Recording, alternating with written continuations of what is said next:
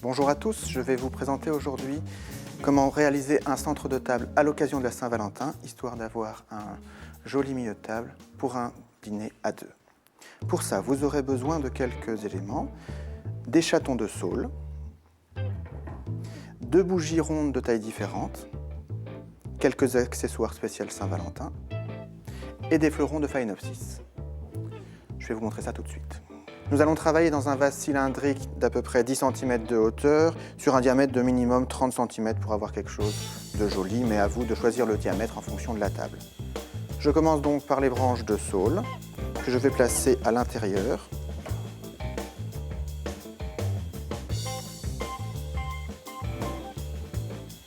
Une fois que les chatons de saule ont été placés suivant les contours du vase, on dispose ensuite les 2 bougies légèrement décentrées. On vient ensuite mettre de l'eau dans le vase.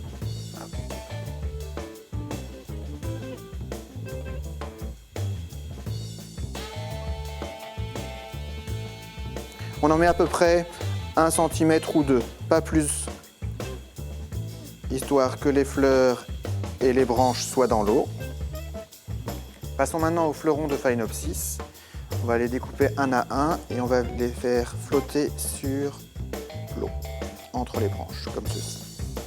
Maintenant, on termine par les accessoires, quelques cœurs et quelques perles dans les tons rouges qu'on va venir mettre dans le montage.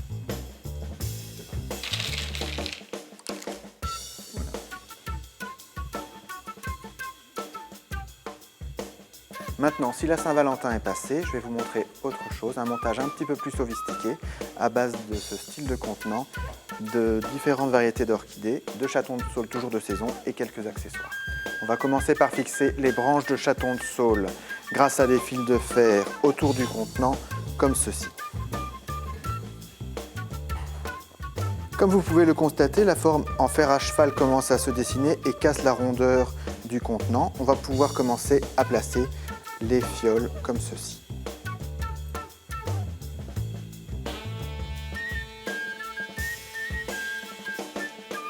Voilà, maintenant le travail est bien avancé, les branches de saule sont fixées, les pipettes sont mises. J'ai déjà réparti différentes orchidées, les vandas et les cymbidiums de 2 tailles dans les tubes comme ceci.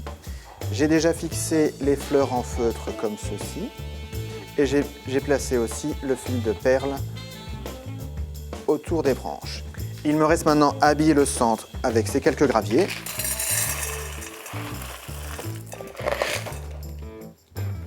Quelques bougies, histoire d'avoir une ambiance un peu plus chaleureuse. Un petit peu d'accessoires. Et quelques perles pour avoir un rappel. Et voilà,